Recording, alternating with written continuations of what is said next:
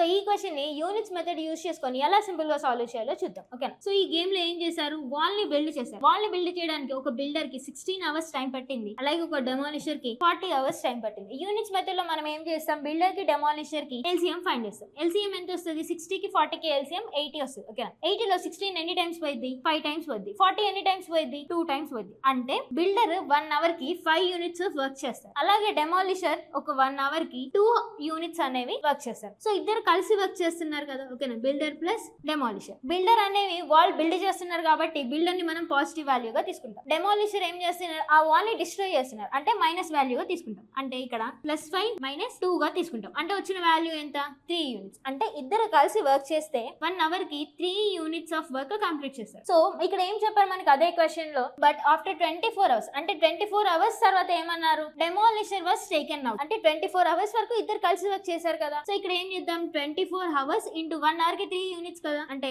24 into 3 ఎంత వస్తుంది, 72 units. ఓకేనా?